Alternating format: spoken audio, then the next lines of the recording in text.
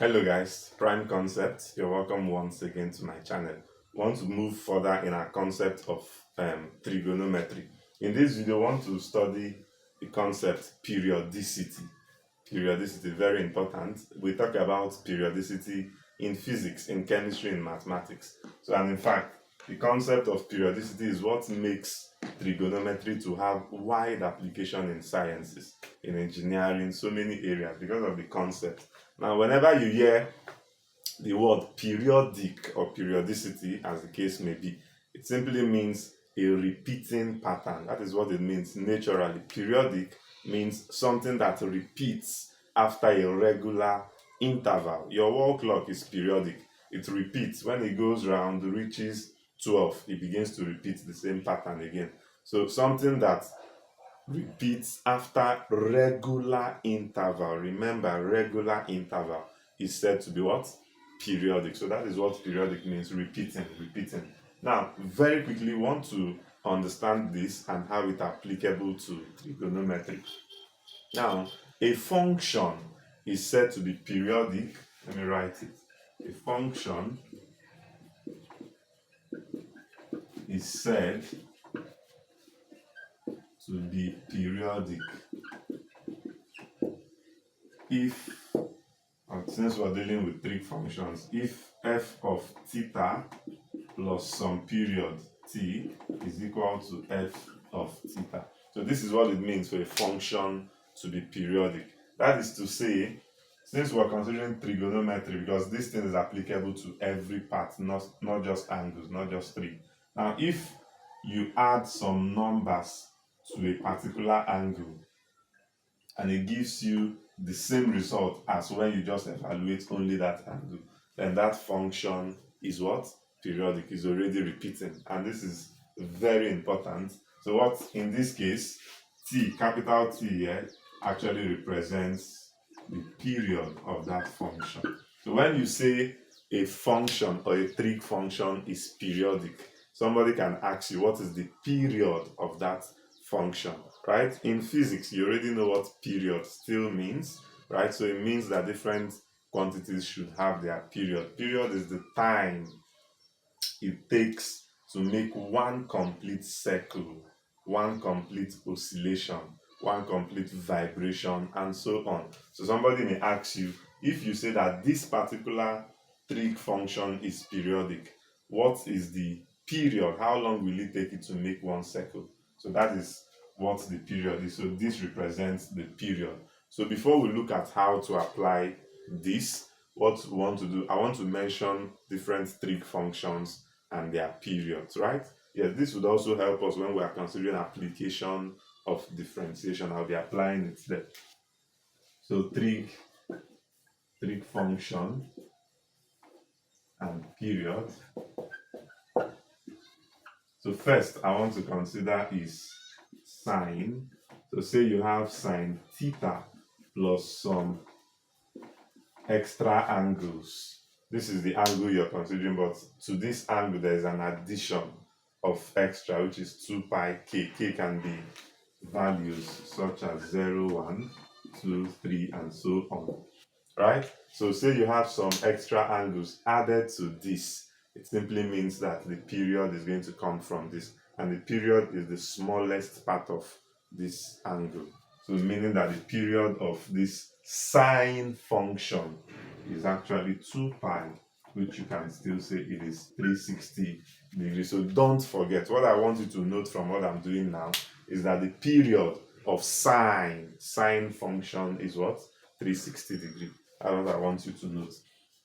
So what it means in this case is that when you add this angle to the original small angle you're considering, the result is still going to be just this small angle.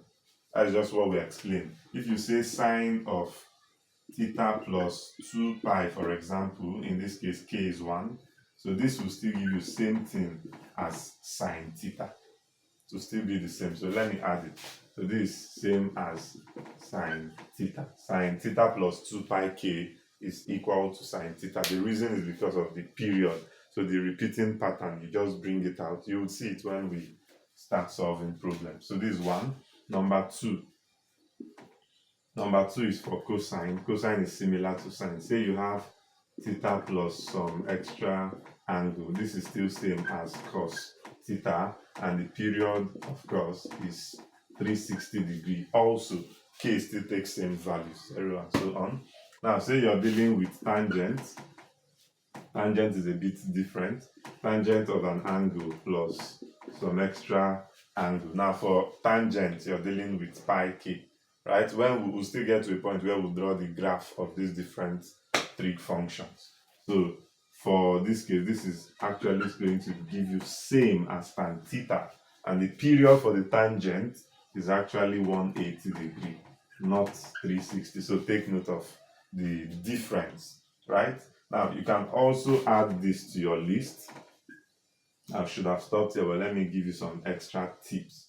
Say you have sine of a constant multiplying an angle, then plus another constant.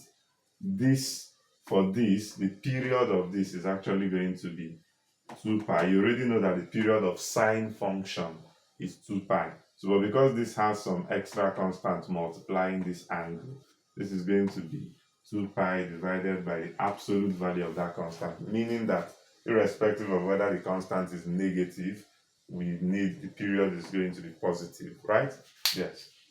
Same thing is applicable to the cosine. So it's still going to be 2 pi absolute value of a. Then number 6, if you have the tangent, this one is going to be what? It's going to be pi absolute value of a. So this is what we have, and so on. So I'm going to apply this so that you see how we can use this in solving problems.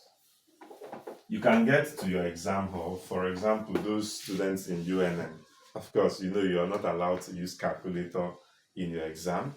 So some other schools may allow, but UNN, you don't use calculator. So this concept is very important.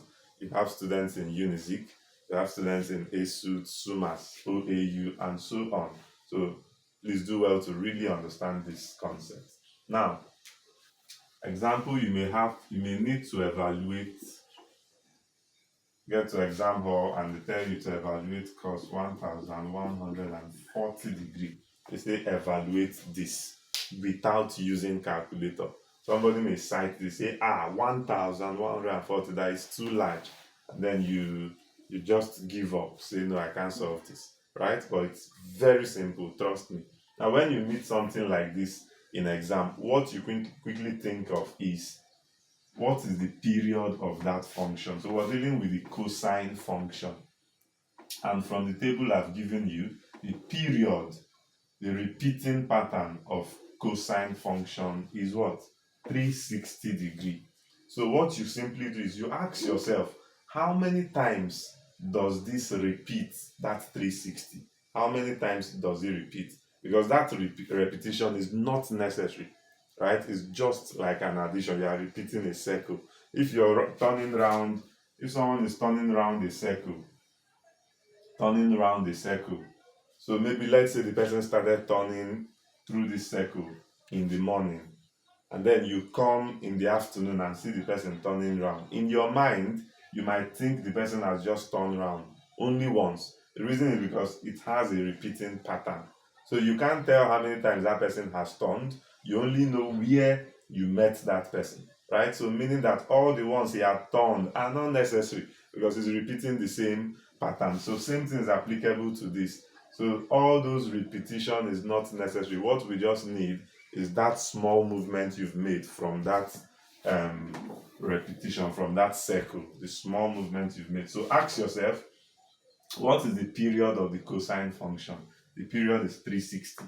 How many times can I find 360 in this? So under exam condition where you are not allowed to use calculator, we're going to do it by trial and error. So I can tell myself 360 times what would give me an answer close to this. Because I know that 360 times 2 is not close to this, just around 720. So I should try 360 times 3.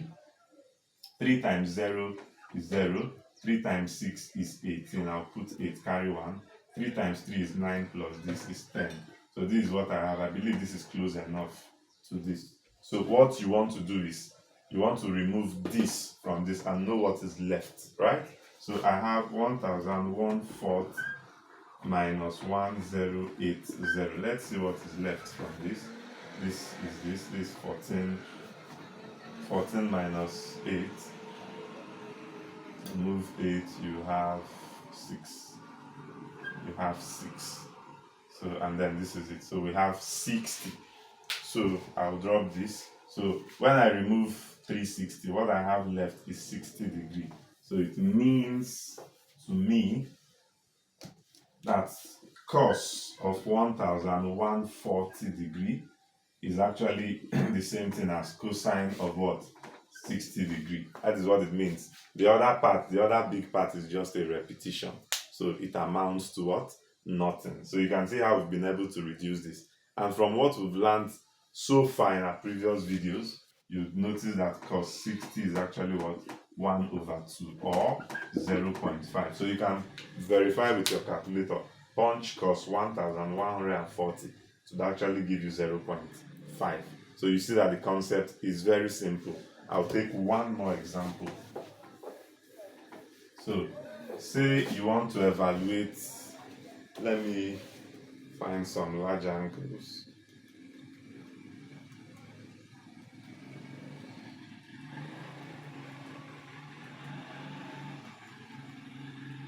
Now say you want to evaluate tan 765 degrees. So you go to your exam, your JAMB or whatsoever, you meet this kind of question. They say evaluate this without calculator. So you'd recall that for the tangent has a period of what? 180, not 360. So don't mix it up. So for tangent, it is 180. So what I'm going to ask myself, how many times can I find 180 here so that I'll throw it away and take just the remainder? That is all you need. Find how many times you have 180 here, bring it out, throw away, take only the remainder. So I would say 180 times 4. Let's see, this is going to give me 0. This is going to give me 4 times this 32. Put to carry 3. This time this is 4 plus this is 7. So I have 720. So what I'm going to do is 765 minus 720. I want to get the remainder. So 5 minus 0 is 5.